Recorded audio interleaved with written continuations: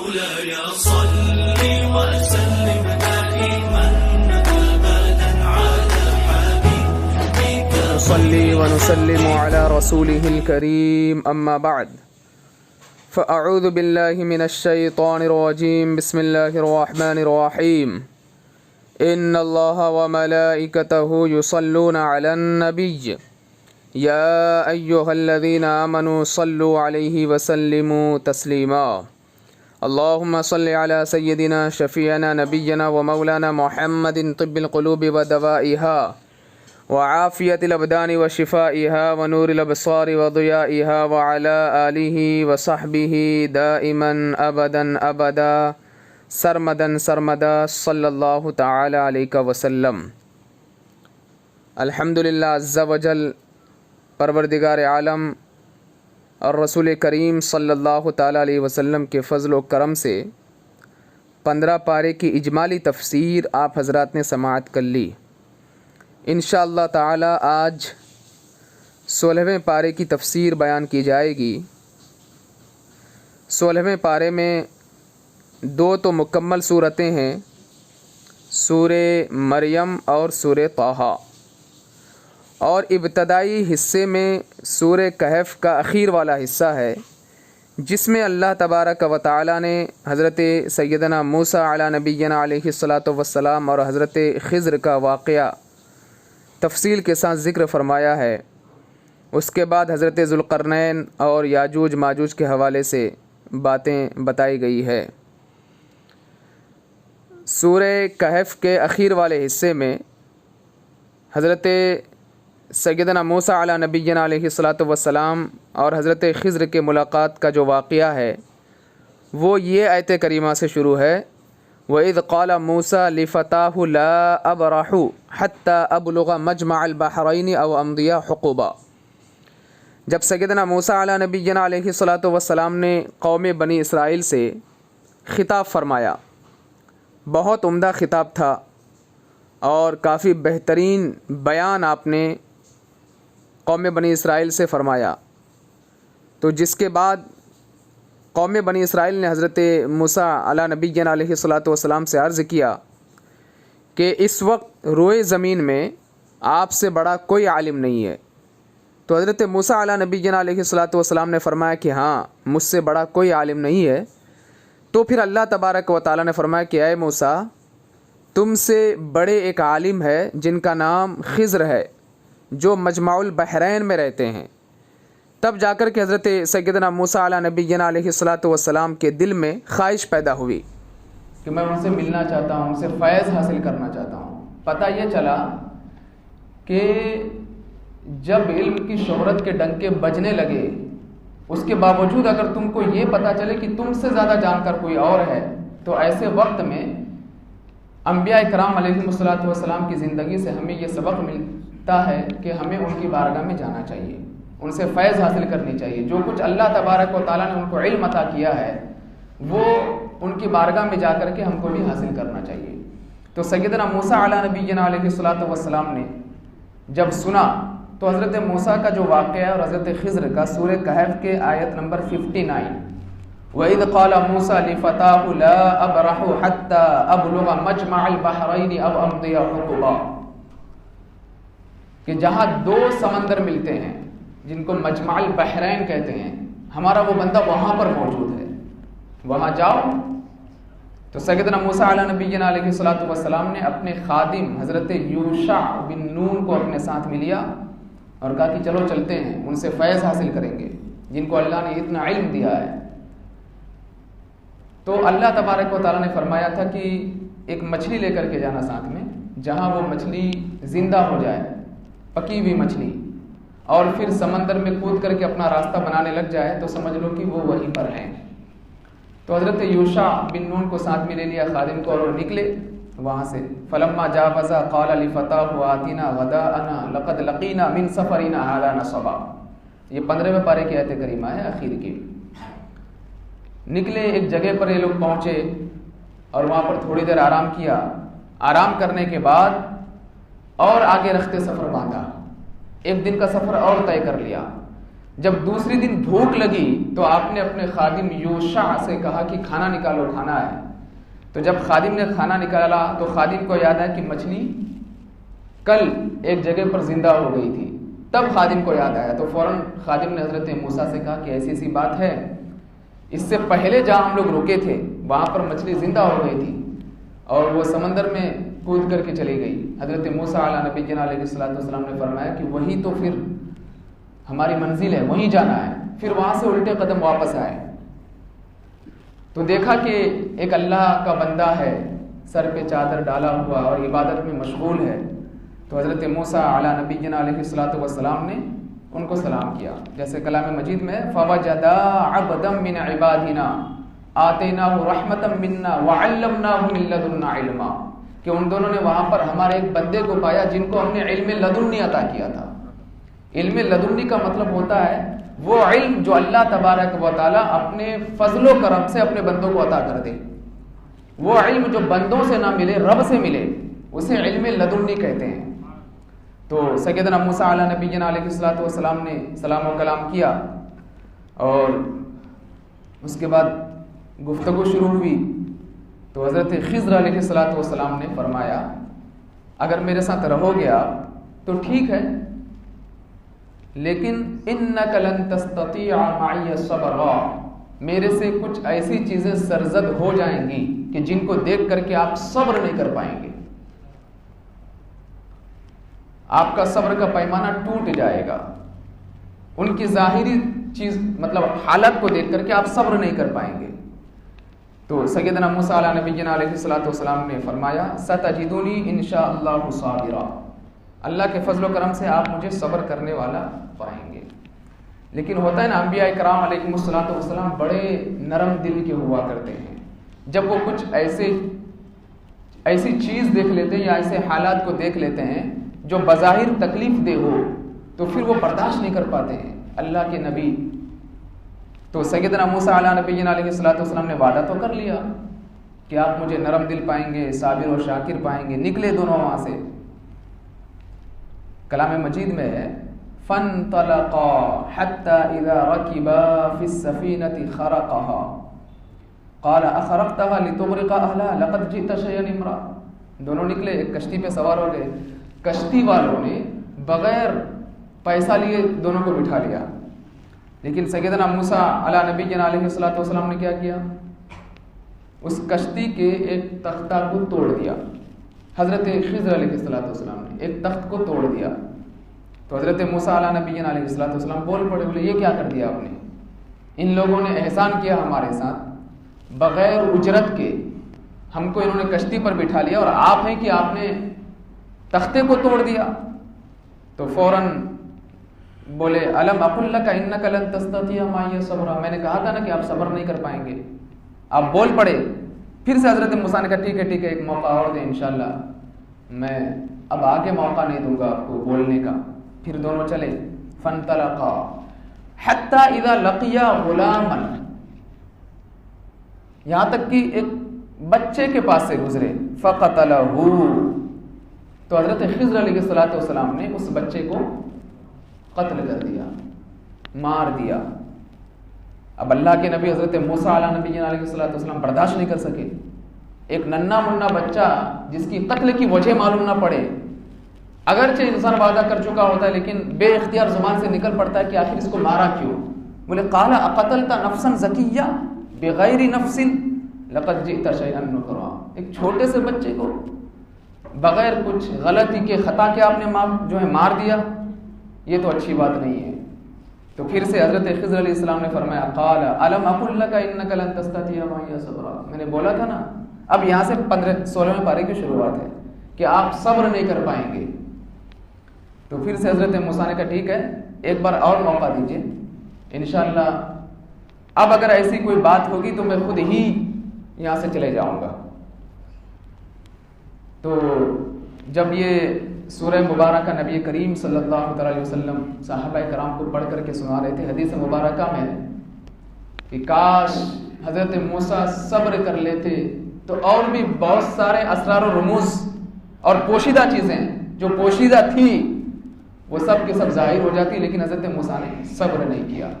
آقا کائنات علیہ الصلوۃ والسلام صحابہ کرام سے فرما رہے تھے جب اس سورت کی تلاوت ہو رہی تھی۔ بہرحال فانطلقا، کلام مجید میں پھر یہ دونوں چلے، حتی اذا اتیا اہل قریۃ، ایک گاؤں میں پہنچے یہ لوگ، اور وہاں پر کچھ کھانے پینے کے لیے مانگا تو انہوں نے مہمان نوازی نہیں کی، بھوک لگی تھی تو کچھ کھانے پینے کا انتظام ہو جاتا، لیکن گاؤں والوں نے نہیں کیا۔ اسی گاؤں میں ایک دیوار گر رہی تھی، حضرت خضر علیہ الصلوۃ والسلام نے اس دیوار کو گرنے نہیں دیا، تو حضرت موسیٰ علیہ نبینا علیہ الصلوۃ والسلام سے برداشت نہیں ہوا، بولے آپ نے وہاں پر کشتی والوں نے بھلائی کیا تھا، ان کی کشتی کے تختے کو توڑ دیا، ایک چھوٹا سا بچہ تھا، اس کی کوئی غلطی نظر نہیں آئی، آپ نے اسے قتل کر دیا، اور یہاں پر گاؤں والوں نے ہم کو کھانا نہیں دیا، اور یہ دیوار گر رہی تو آپ دیوار کی حفاظت کر رہے ہیں، یہ کیا ہے؟ تو پھر بول پڑے کہ میں نے کہا تھا نا کہ آپ صبر نہیں کر پائیں گے۔ بہرحال اب وہ ساری باتیں جو حضرت موسیٰ علیہ نبینا علیہ الصلوۃ والسلام نے جہاں جہاں اعتراض کیا تھا، اب ایک لائن سے سب کا حضرت خضر جواب دے رہے ہیں۔ اما السفینۃ فکانت لمساکین یعملون فی البحر، کہ میں نے کشتی کے تختے کو اس لیے توڑ دیا تھا کہ یہ کشتی جس جانب جا رہی تھی، جس علاقے سے ہو کر کے، وہاں پر ایک بادشاہ ہے، وہ اچھی کشتیوں کو دیکھتا ہے تو غصب کر لیتا ہے، چھین لیتا ہے، تو میں نے اس میں نقص پیدا کر دیا تاکہ یہ کشتی بادشاہ کے ہاتھ میں نہ جائے، اور یہ ملاح اس کے ذریعے سے، اسی کشتی کے ذریعے سے اپنی روزی روٹی کا انتظام کرتا رہے۔ پہلی چیز جہاں میں نے کشتی کے تختے کو توڑا تھا آپ نے وجہ بتائی۔ پھر جو بچے کو قتل کیا تھا، فرمایا فَكَانَ أَبَوَاهُ مُؤْمِنَيْنِ، اس کے والدین مومن تھے، ایمان والے تھے، لیکن اس بچے کی زندگی سے، رب کی عطا سے مجھے اس بات کا علم ہو گیا تھا کہ آگے چل کر کے کہیں اس بچے کی وجہ سے اس کے والدین ایمان سے ہاتھ نہ دھو بیٹھے، اس لیے میں نے اس بچے کو قتل کر دیا، اور اللہ تبارک و تعالیٰ اس کے بدلے میں اس سے بہترین اولاد اسے عطا فرمائے گا۔ پتہ یہ چلا کہ اگر اولاد نافرمان ہو تو وہ اولاد ہو کر کے بھی کوئی فائدہ نہیں ہے، اس لیے فرما بردار اولاد کی دعا مولا کی بارگاہ میں کرنی چاہیے۔ حضرت نوح علیہ الصلوۃ والسلام کا بیٹا جب طوفان نوح میں بہ رہا تھا، ڈوب کر کے مر رہا تھا، تو حضرت نوح سے پروردگار عالم نے یہی فرمایا تھا نا، وہ تمہاری اولاد نہیں ہے کہ جس کی تم تربیت کرنے کی کوشش کرو، جسے تم صحیح راستے کی جانب لانے کی کوشش کرو، وہ اگر تمہاری بات نہ مانے تو پھر وہ تمہاری اولاد نہیں ہے۔ تو اولاد اس کو کہتے ہیں جو تربیت یافتہ ہو، جو والدین کی عزت کرے، احترام کرے، اللہ اور اس کے رسول کے احکامات پر عمل کرے، وہ اولاد ہے۔ وہ اولاد ہو کر کے بھی اولاد نہیں ہے جو ماں باپ کو گالی دے، وہ اولاد ہو کر کے بھی اولاد نہیں ہے جو اللہ اور اس کے رسول کے احکامات کی پابندی نہ کرے۔ تو سیدنا موسیٰ علیہ نبینا علیہ الصلوۃ والسلام سے حضرت خضر نے فرمایا میں نے اسی لیے قتل کر دیا، اس کے والدین ایمان والے ہیں، یہ آگے چل کر کے کہیں اپنے والدین کو ایمان سے نکال نہ دے اور کفر کی دہلیز میں لا کر کے کھڑا نہ کر دے، اللہ اس سے بہتر اولاد ان کو عطا فرمائے گا۔ اور ایک روایت میں نے یہاں تک پڑھا کہ اللہ تبارک و تعالیٰ نے اس کے بدلے میں ان کے والدین کو ایک بیٹی عطا فرمایا، اور اس بیٹی کا نکاح ایک نبی سے ہوا، ٹھیک ہے، اور اس کے رحم سے پروردگار عالم نے 7 انبیاء کرام کو پیدا فرمایا۔ تو آپ اندازہ لگائیے کہ اللہ تبارک و تعالیٰ اپنے بندے سے اگر کچھ لیتا ہے تو بہترین اجر بھی اللہ عطا فرماتا ہے۔ اسی لیے اگر کبھی کسی مصیبت میں گرفتار ہو جاؤ، کبھی کسی پریشانی میں گرفتار ہو جاؤ، یا کسی کا انتقال ہو جائے گھر میں جسے تم بہت زیادہ پیار کرتے تھے، تو اس قدر غموں میں نہ ڈوب جاؤ کہ اللہ اور اس کے رسول کو بھول جاؤ، وہاں پر بھی صبر کا مظاہرہ کرو، اللہ اس سے بہترین اجر عطا فرمائے گا۔ تو سیدنا موسیٰ علیہ نبینا علیہ الصلوۃ والسلام سے وجہ بیان کی حضرت خضر نے۔ اس کے بعد اس دیوار کو سیدھی کرنے والی جو بات تھی علاقے میں جہاں کے لوگوں نے ان کی مہمان نوازی نہیں کی، کھانے تک کا نہیں دیا، تو فرمایا وَأَمَّا الْجِدَارُ فَكَانَ لِغُلَامَيْنِ يَتِيمَيْنِ فِي الْمَدِينَةِ، وہ 2 یتیم بچوں کی دیوار ہے، وجہ صرف یہ ہے کہ اس کے نیچے ان کے والدین نے خزانہ رکھا تھا. اگر اس دیوار کو گرنے دیا جاتا تو پھر یہ خزانے جو ان بچوں تک پہنچنے تک نہیں پہنچ پاتے. تو اسی لیے ان کے والدین چونکہ نیکوکار تھے، اسی لیے ہم نے اس دیوار کو صحیح سے قائم کر دیا. پتہ یہ چلا کہ اگر والدین نیکوکار ہو تو اللہ تبارک و تعالی غیب سے ان کے بچوں کی مدد فرماتا ہے. بینک بیلنس کے انتظام کرنے کی ضرورت نہیں ہے کہ میری اولاد کو کیا ہوگا، میرے مرنے کے بعد کیا ہوگا. نہیں، تم اللہ کی عبادت کرو، اللہ تبارک و تعالی تمہارے بچوں کی پرورش فرمائے گا. تم اللہ کے ہو کر کے ہو جاؤ، اللہ کے احکامات پر عمل کرو. پروردگار عالم غیب سے تمہارے اہل خانہ کے لیے ہر طریقے کا انتظام فرما دے گا. روزی روٹی کا انتظام فرمائے گا، کھانے پینے کا انتظام فرمائے گا. جتنی بھی زندگی کی ضروریات ہے ساری ضرورتوں کا اللہ تبارک و تعالیٰ انتظام فرمائے گا. زندہ رہو گے تب بھی فرمائے گا، انتقال کر جاؤ گے تب بھی اللہ غیب سے تمہاری اولاد کا انتظام فرمائے گا. لیکن آج لوگ کیا کرتے ہیں؟ اولاد کی پرورش کے لیے حرام روزی کی جانب جاتے ہیں. یہ اولاد کی پرورش نہیں ہے، اپنے پیروں میں گڑھا کھود رہے ہو اپنے پیروں کے سامنے. کل یہی اولاد جن کو تم حرام کی پرورش سے بڑے کر رہے ہو یا آگے چل کر کے فرما بردار نہیں بنیں گے، تمہارے گریبان کو پکڑ کر کے تمہارے ساتھ جھگڑا کریں گے، کیونکہ حرام کی روزی سے پرورش کی گئی ہے. ایک وقت کی کم روٹی کھلاؤ، حلال روزی روٹی کھلاؤ. تاریخ گواہ ہے، کتابیں شاہد ہے، اللہ کے احکامات شاہد ہیں کہ بچوں کی پرورش اگر حلال روزی سے کرو گے، دنیا چاہے ادھر ہو جائے ادھر ہو جائے، لیکن آگے چل کر کے کبھی وہ بچہ اپنے والدین سے اونچی آواز میں گفتگو نہیں کرے گا. آج جو بچے اپنے والدین کی نافرمانی کرتے ہیں، اس کی سب سے بڑی ایک وجہ یہ ہے کہ والدین نے ان کے رگوں میں حرام کا خون پیدا کر دیا ہے، جس کی وجہ سے وہ بچے اپنے والدین سے ایسے گفتگو نہیں کرتے ہیں. تو بہرحال سیدنا موسیٰ علیہ نبینا علیہ الصلوۃ والسلام سے علت بیان کی، وجہ بیان کی دیوار کو سیدھی کرنے کی کہ ان کے والدین بہت نیکوکار تھے، یہ دونوں بچے یتیم تھے، اس لیے ہم نے ان کی مدد کی. پتہ یہ چلا کہ یتیموں کی مدد کرنی چاہیے. حدیث مبارکہ میں تاجدار کائنات علیہ الصلوۃ والسلام ارشاد فرماتے ہیں کہ جب تم کسی یتیم کو دیکھو اور محبت سے اس کے سر پہ ہاتھ پھیر دو، جتنے بال تمہارے ہاتھ کے نیچے آئیں گے اللہ ہر بال کے بدلے میں تمہیں ثواب عطا فرمائے گا. یہ تو سر پر ہاتھ پھیرنے والی بات ہو گئی. اگر کوئی کسی یتیم کی مدد کرتا ہے، اس کی ضروریات کو مکمل کرتا ہے، تو سوچیے اللہ تبارک و تعالیٰ اسے کس قدر اجر و ثواب عطا فرمائے گا. تو یہاں تک حضرت موسیٰ علیہ نبینا علیہ الصلوۃ والسلام حضرت خضر کے ساتھ رہے. اللہ کی جلیل القدر نبی ہے حضرت موسیٰ علیہ نبینا علیہ الصلوۃ والسلام، اور جمہور محدثین کے نزدیک حضرت خضر علیہ الصلوۃ والسلام بھی اللہ کی نبی ہے. پتہ یہ چلا کہ علم کی خاطر جہاں تک کا سفر کرنا پڑے، مشکلیں اٹھانی پڑے اٹھا لو، لیکن علم دین ضرور حاصل کر لینا.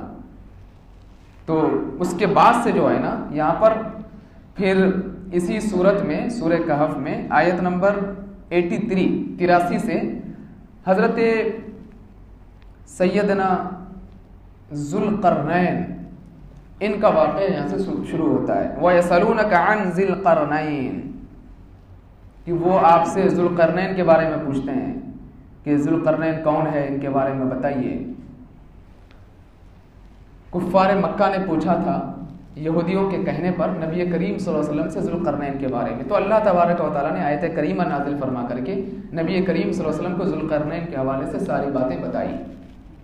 دیکھیے دنیا میں نا 4 بڑے بادشاہ ہیں جنہوں نے پوری دنیا پہ حکومت کی ہے، پوری دنیا پہ. ویسے تو الگ الگ کنٹری کے حساب سے حکومت کرنے والے آپ کو کروڑوں مل جائیں گے، لیکن جنہوں نے پوری دنیا میں حکومت کی وہ 4 بڑے بادشاہ ہیں. ان میں سے 2 مسلمان ہیں اور 2 کافر ہیں. جو مسلمان ہیں وہ حضرت ذوالقرنین اور حضرت سلیمان علیہ السلام، ان دونوں نے پوری دنیا میں حکومت کی ہے. اور جو کافر ہیں وہ نمرود ہے اور بخت نصر، یہ دونوں ظالم بادشاہ تھے. لیکن 5واں بادشاہ جو قرب قیامت پوری دنیا میں حکومت کرے گا وہ سیدنا امام مہدی علیہ السلام ہوں گے، کہ جو پوری دنیا میں حکومت کریں گے. تو حضرت خضر کے حوالے سے پروردگار عالم فرماتا ہے انا مکننا لہو فی الارض وآتیناہ من کل شیء سببا، ہم نے اس کو زمین پر طاقت قوت عطا کی تھی کہ پوری زمین پر اس نے بادشاہت کی۔ ہوا یوں کہ حضرت ذوالقرنین نے کتابوں میں پڑھ رکھا تھا کہ نوح کے بیٹے سام کی اولاد میں سے، سام حضرت نوح کی اولاد میں سے ہے، سام کی اولاد میں سے ایک شخص چشمہ حیات پیے گا، یعنی کہ آب حیات، اور اس کو پینے کے بعد اس کو کبھی موت نہیں آئے گی۔ تو آپ کے دل میں خواہش پیدا ہو گئی کہ چلو میں ٹرائی کرتا ہوں، سفر کرتا ہوں، معلوم پڑ جائے کہ ہے کہاں، وہ پی کر کے میں ہمیشہ زندہ رہوں گا۔ تو نکلے تھے آب حیات کو پینے کے لیے حضرت ذوالقرنین، اور ان کے ساتھ ساتھ حضرت خضر بھی ہو گئے تھے، دونوں نکلے۔ حتی اذا بلغ مغرب الشمس، کہاں پہنچے؟ جہاں سورج غروب ہوتا ہے۔ نکلتے نکلتے دنیا کے سفر میں نکلے تھے، تو وہاں جب پہنچے تو کیفیت بیان کر رہے ہیں وجدها تغرب في عين حمئة ووجد عندها قوما، جہاں سورج غروب ہوتا ہے وہاں پہنچے اور آخر تک پہنچ گئے، تو ان کو ایسا لگا کہ ایک کالا پانی ہے، وہیں پر جا کر کے سورج غروب ہو جاتا ہے۔ وہاں انہوں نے ایک قوم کو پایا، کچھ لوگ آباد تھے، تو اللہ تبارک و تعالیٰ نے فرمایا یا ذا القرنین اما ان تعذب و اما ان تتخذ فیہم حسنا، ان سے کہو یہ اللہ پر ایمان لے کر کے آ جائیں، نہیں لائیں گے تو یہ سزا کے مستحق ہوں گے۔ پھر آپ نے ان کو دین کی دعوت دی۔ اس کے بعد جو ہے آب حیات ہی کی تلاش میں، جستجو میں اختصار کے ساتھ ذکر کروں گا، اذا بلغ مطلع الشمس، جہاں سے سورج طلوع ہوتا ہے اس جانب نکلے۔ وہاں پر بھی ایک قوم کو پایا۔ اس قوم کی عجیب کیفیت تھی، زمین میں سوراخ کر کے گھر بنا کر کے رہتے تھے، کیونکہ جب سورج طلوع ہوگا تو اس کی تپش بہت خطرناک ہوتی ہے نا، تو اس کی تپش میں یہ لوگ، ان لوگوں کی حالت خراب ہو جاتی تھی، تو جیسے ہی سورج طلوع ہو جائے یہ لوگ کیا کرتے تھے؟ اندر گھس جاتے تھے، اور پھر اخیر والے جب سورج طلوع ہو کر کے اخیر حصے کی طرف چلے جائے تب یہ لوگ نکل کر کے اپنے کام وغیرہ کرتے تھے۔ تو حضرت ذوالقرنین نے وہاں پر بھی ایک قوم کو پایا تھا، تو آپ نے ان کو بھی دین کی دعوت دی۔ اس کے بعد پھر نکلے آگے شمال کی جانب، ایسی جگہ پر پہنچے حتی اذا بلغ بین السدین، دو پہاڑ تھے وہاں پر بھی ایک قوم کو پایا، لیکن ان کی گفتگو الگ تھی، مطلب وہ الگ لینگویج میں، الگ بھاشے میں گفتگو کرتے تھے، کسی کی سمجھ میں نہیں آ رہی تھی، لیکن اللہ کے نبی سیدنا خضر علیہ سیدنا ذوالقرنین کو اللہ تبارک و تعالیٰ نے ان کی گفتگو سمجھا دیا کہ وہ کس انداز میں بات کرتے ہیں، اشارے سے، کنایے سے، ہر ایک طریقے سے، اور ان کی طرح حضرت ذوالقرنین نے بھی گفتگو کرنا شروع کیا۔ تو پتہ چلا کہ وہ لوگ یہ کہہ رہے ہیں کہ پہاڑ کے اس پار سے، ان دونوں پہاڑ کے اس پار سے ایک قوم آباد ہے جن کو یاجوج ماجوج کہتے ہیں۔ یہ سب کوئی بناوٹی واقعہ نہیں، یہ کلام مجید میں موجود ہے۔ ان یاجوج وماجوج مفسدون فی الارض فهل نجعل لك خرجا على ان تجعل بیننا وبینہم سدا، یہ یاجوج ماجوج ہے جو نکل کر کے ہمارے کھیت کے ہریالی کو ختم کر دیتے ہیں، لوگوں تک کو کھا لیتے ہیں، ہم پریشان ہو گئے ان سے، آپ ہماری مدد کیجیے۔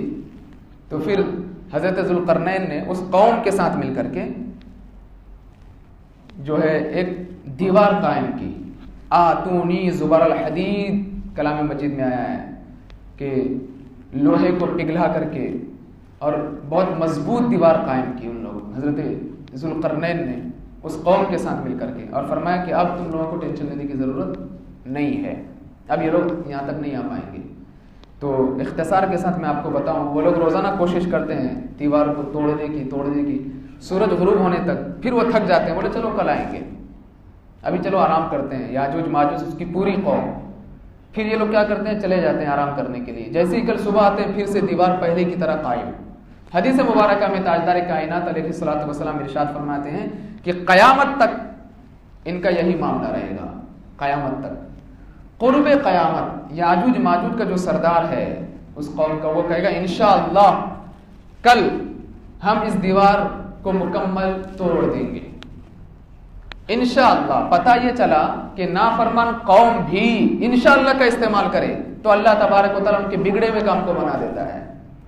تو اس لیے ہر کام میں انشاءاللہ بولا کرو۔ کلام مجید میں بھی میرا رب ارشاد فرماتا ہے 15ویں پارے میں، وَلَا تَقُولَنَّ لِشَيْءٍ إِنِّي فَاعِلٌ ذَلِكَ غَدًا إِلَّا أَن يَشَاءَ اللَّهُ، جب بھی تم کسی کام کے کرنے کا ارادہ کرو کہ میں اسے کل کر لوں گا، انشاءاللہ کہہ دو، اللہ ساری رکاوٹوں کو دور فرما کر کے اس کام کو پائے تکمیل تک پہنچا دیتا ہے۔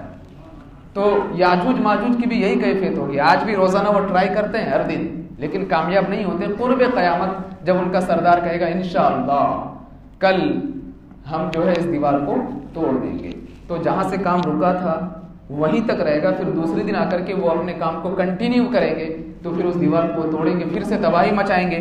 یہ اور بات ہے کہ اللہ تبارک و تعالی پھر لوگوں کے حفاظت کے لیے حضرت عیسیٰ علیہ السلام، پھر بعد میں حضرت امام مہدی تشریف لائیں گے، لوگوں کی حفاظت کریں گے۔ یہاں سے حضرت ذوالقرنین کا واقعہ مکمل ہوتا ہے۔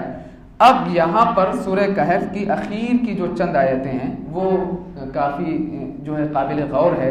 اللہ تبارک و تعالیٰ فرماتا ہے اولئک الذین کفروا بآیات ربہم ولقائہ فحبطت اعمالہم فلا نقیم لہم یوم القیامۃ وزنا، کہ وہ لوگ جو اللہ کی نشانیوں کا انکار کرتے ہیں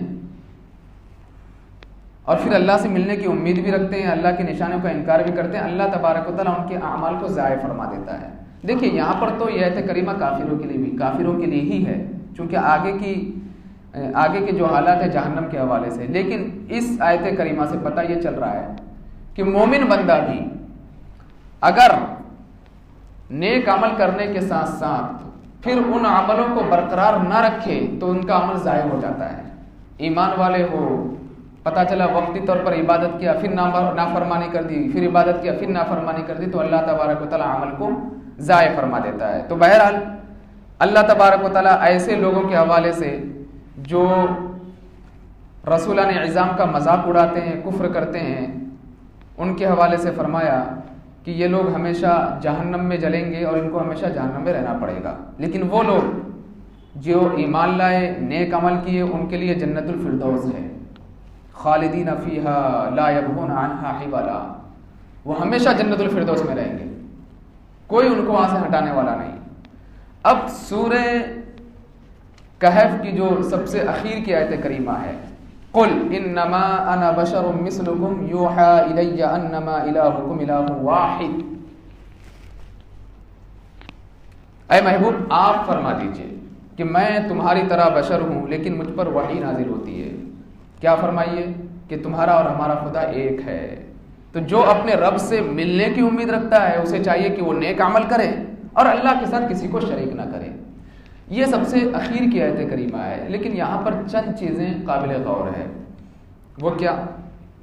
اسی آیت کریمہ کو لے کر کے کچھ لوگ یہ کہتے ہیں کہ آقا کائنات نبی کریم صلی اللہ تعالی علیہ وسلم ہماری طرح تو بشر ہے، جیسے ہم ہیں ویسے ہی ہیں، ہمارے بڑے بھائی کی طرح۔ دیکھیے میں ایک منصف کے طور پر آپ کو بتاؤں گا، آپ پورے کلام مجید کا مطالعہ کریں، الحمد کے الف سے لے کر کے والناس کی سین تک پورے کلام مجید کو پڑھیے۔ آپ 15 پارے تک آپ نے اجمالی طور پر تفسیر بیان کی، ٹھیک ہے؟ آپ دیکھیں گے کہ کلام مجید میں اللہ تبارک و تعالیٰ اپنے محبوب کو یاد فرماتا ہے، تو کہیں کہتا ہے یا ایھا المزمل، تو کہیں کہتا ہے یا ایھا المدثر، کہیں پروردگار عالم یا ایھا النبی کا استعمال فرماتا ہے، کہیں طٰہٰ کہتا ہے، کہیں یاسین کہتا ہے۔ جگہ جگہ پر اللہ تبارک و تعالیٰ نے کلام مجید میں اپنے نبی کو یاد فرمایا، القابات کے ساتھ یاد فرمایا۔ نبی کریم صلی اللہ علیہ وسلم اور دیگر نبیوں میں ایک خصوصی امتیاز کلام مجید میں آپ کو دیکھنے کو ملے گا کہ اللہ تبارک و تعالیٰ نے دیگر انبیاء کرام کو لقب کے ساتھ یاد نہیں فرمایا، ان کے نام کے ساتھ یاد فرمایا۔ کہیں کہتا ہے یا ابراہیم، کہیں کہتا ہے یا ادریس، تو کہیں کہتا ہے یا ذوالکفل، کہیں کہتا ہے یا الیاس۔ تو ان کے جو اسماء ہے، کہیں یوسف، کہیں عیسیٰ، ان کے ناموں کے ساتھ اللہ نے ان انبیاء کرام کو پکارا، آواز دی۔ لیکن پورے کلام مجید میں دیکھیں آپ، اللہ تبارک و تعالیٰ نے اپنے نبی کو نام کے ساتھ نہیں پکارا، لقب کے ساتھ پکارا ہے۔ مزمل، مدثر، کاف ہا یا عین صاد، کہیں کہتا ہے یاسین۔ لیکن اللہ تبارک و تعالیٰ نے ہر جگہ لقب سے نبی کو یاد فرمایا، نام سے نہیں، یہ بتلانے کے لیے دیگر بھی میرے نبی تو ہیں، لیکن ان میں اور ان میں فرق یہ ہے، یہ وہ محبوب ہیں کہ میں نے ان سب پر ان کو فوقیت عطا فرمائی ہے۔ یہ سید الانبیاء ہیں، یہ امام الانبیاء ہیں، لیکن جب بات آئی بشریت کی تو اللہ نے یہ نہیں کہا یا ایھا البشر، یا کہ اے بشر، یا یہ نہیں فرمایا کہ نبی تم بشر ہو، یعنی عام انسانوں کی طرح نہیں. اللہ فرماتا ہے کہ تم کہو، میں نہیں. قل کہا آپ نے، قل محبوب آپ فرما دو. کن سے؟ کفاروں سے. انما انا بشر مثلکم، آپ فرما دو. اللہ نہیں کہہ رہا کہ میں کہتا ہوں. ہاں جہاں بات آئے گی طٰہٰ کہنے کی میں کہوں گا، جہاں بات آئے گی مزمل کہنے کی تو میں کہوں گا یا ایھا المزمل، جہاں بات آئے گی نبی کہنے کی تو میں کہوں گا یا ایھا النبی، جہاں بات آئے گی آپ کی تعریف کے حوالے سے تو میں کہوں گا یا ایھا المدثر. لیکن بات چونکہ ہے بشریت کے حوالے سے، اگر میں کہہ دوں اے بشر، ہیں تو آپ بشر لیکن دیگر بشر کی طرح نہیں ہیں، لیکن اگر میں کہہ دوں بشر تو لوگ دلیل بنا لیں گے کہ رب ہو کر کے جب نبی کو بشر کہہ رہا ہے رب، تو پھر تم کیوں منع کر رہے ہو؟ تو اے نبی یہاں پر بات ہے عاجزی کی کہ آپ لوگوں سے کہہ دو کہ میں بھی تمہاری طرح بشر ہوں. یہ آپ کی عاجزی ہے. کبھی ہوتا ہے نا کہ کوئی بہت بڑا آدمی ہوتا ہے، روپیہ پیسہ والا، بہت مال و زر والا، کبھی کسی غریب سے ملاقات کر لی تو کہتا ہے نا کہ میں بھی تو تمہاری طرح ہوں. ہے تو اسی کی طرح، اس میں تو کوئی شک کی گنجائش نہیں ہے، لیکن اس کی لائف اسٹائل الگ ہے، اس کی لائف اسٹائل الگ ہے. لیکن وہ اگر کہتا ہے کہ میں تمہاری طرح، تو مطلب یہ کہ وہ عاجزی کر رہا ہے، انکساری کر رہا ہے. میں بھی انسان تو بھی انسان. اب آپ دیکھیں کہ اگر اللہ تبارک و تعالی کسی فرشتے کو نبوت عطا کرتا اور انسانوں میں بھیجتا، تو بھی پروردگار عالم فرشتوں کو انسانی شکل میں انسانوں کے درمیان بھیجتا، ورنہ انسان تو ڈر جاتے نا. تو اللہ نے نبی کو انسانوں میں بنایا، لیکن سارے انسانوں سے افضل بنایا. ہم یہ نہیں کہتے کہ نبی بشر نہیں، بشر تو ہیں، لیکن میرے آقا فرماتے کہ میں تمہاری طرح بشر ہوں. یوحا الیہ، تم میں اور مجھ میں فرق یہ ہے کہ میرا رب مجھ پر وحی نازل فرماتا ہے. میرے آقا علیہ الصلوۃ والسلام ارشاد فرماتے کہ دیگر لوگوں میں مجھ میں فرق یہ ہے کہ میں تنہائی میں عبادت کرتا ہوں، روزہ رکھتا ہوں، تو افطار کا انتظام میرے لیے میرا رب فرما دیا کرتا ہے. ایک مرتبہ آپ نے کئی دنوں تک روزہ رکھا. صحابہ کرام نے جب نبی کریم صلی اللہ علیہ وسلم کو دیکھا کہ میرے آقا کئی دنوں تک روزہ رکھ رہے ہیں، تو صحابہ نے بھی رکھنا شروع کر دیا بغیر افطار کے. ایک دن تو ٹھیک تھا، دوسرے دن میرے آقا نے افطار ہی نہیں کیا، تو صحابہ بھی افطار نہیں کر رہے ہیں. کوئی گر رہے ہیں، کوئی بیٹھ رہے ہیں، جسم میں توانائی ختم ہو گئی. تو جب نبی کریم صلی اللہ علیہ وسلم نے صحابہ کو اس حالت میں دیکھا تو فرمایا مجھے دیکھ کر کہ میری طرح روزہ رکھنے کی کوشش کر رہے ہو؟ مجھے افطار میرا رب کرا دیتا ہے، اسی لیے جاؤ تم سب افطار کر لو. تو وہ نبی کریم صلی اللہ علیہ وسلم ہے، پروردگار عالم ان کے کھانے پینے کا انتظام فرماتا ہے. اب یہ آپ دیکھیں کلام مجید میں کفار مکہ نے کہا مالی حاضر رسول یأکل الطعام ویمشی فی الاسواق. یہ محمد کہتا ہے کہ میں رسول ہوں رسول ہوں رسول. یہ کیسے رسول ہے؟ مالی حاضر، کھانا کھاتا ہے پھر بازار میں چلتا ہے اور کہتا ہے کہ رسول. تو پتہ یہ چلا کہ نبی کو اپنی طرح کہنا کہ ہماری طرح ہے، یہ کفار مکہ کی عادت تھی. اور کفار مکہ کو یہ بھی پتا تھا کہ جو رسول ہوگا وہ ہماری طرح نہیں ہوگا، اس لیے بار بار وہ سوال کرتے تھے کہ محمد تم تو ہماری طرح ہو، تم تو ہماری طرح ہو، تم تو ہماری طرح ہو. جو رسول ہوگا وہ ہماری طرح نہیں ہوگا. تب آقا کائنات علیہ الصلوۃ والسلام نے فرمایا کہ میں رسول ہوں، میں بھی انسان ہوں، لیکن تم میں مجھ میں فرق یہ ہے کہ میرے کھانے پینے کا انتظام میرا رب فرماتا ہے. میں جب گفتگو کرتا ہوں زبان میری ہوتی ہے، بولتا میرا رب ہے. میں چلتا ہوں پیر میرے ہوتے ہیں، لیکن اللہ اکبر چلتا میرا رب ہے. اور پروردگار عالم نے تم میں مجھ میں فرق یہ بنا دیا کہ اللہ تبارک و تعالیٰ نے اپنے بعد سب سے بڑا مقام مجھے عطا فرمایا ہے. بعد از خدا بزرگ توئی قصہ مختصر، کہ اگر کوئی کہہ دے نبی کی تعریف کرو، نبی کی تعریف کرو، بس اسی کے ساتھ میں تو سوچا تھا کہ 16ویں پارے کی مکمل تفسیر بیان کروں گا.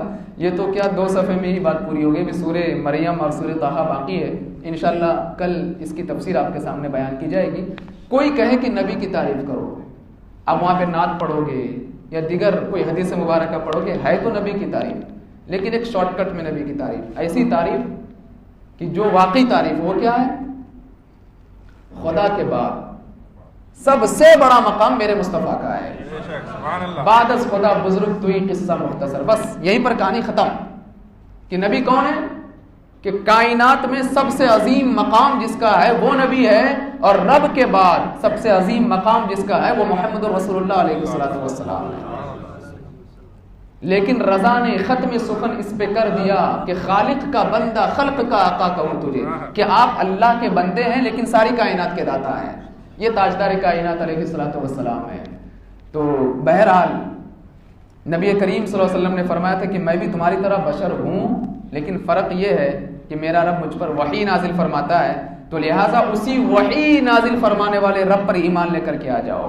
اور جو اپنے رب سے ملاقات کی امید رکھتا ہے کہ کل اللہ سے ملاقات کرنی ہے، ملنا ہے، اسے چاہیے کہ وہ نیک عمل کرے، اللہ کے ساتھ کسی کو شریک نہ ٹھہرائے، اور ہر مومن کی یہ خواہش ہونی چاہیے کہ وہ پروردگار عالم سے ملاقات کرے گا بروز محشر۔ تو آج ہی سے عزم مصمم کر لیں کہ ہم سب کو دنیا میں رہ کر کے آخرت کی تیاری کرنی ہے، نیک عمل کرنی ہے۔ انشاءاللہ تبارک و تعالی کل بروز محشر ہم سب اپنے ماتھے کی آنکھوں سے اپنے مولا کا دیدار کریں گے۔ اللہ تبارک و تعالی ہم سب کو کلام مجید پڑھنے کی توفیق عطا فرمائے، سمجھنے کی توفیق عطا فرمائے، دین کی صحیح سمجھ پروردگار عالم ہم سب کو عطا فرمائے۔ ان اللہ وملائکتہ یصلون علی النبی یا ایھا الذین آمنوا صلوا علیہ وسلموا تسلیما۔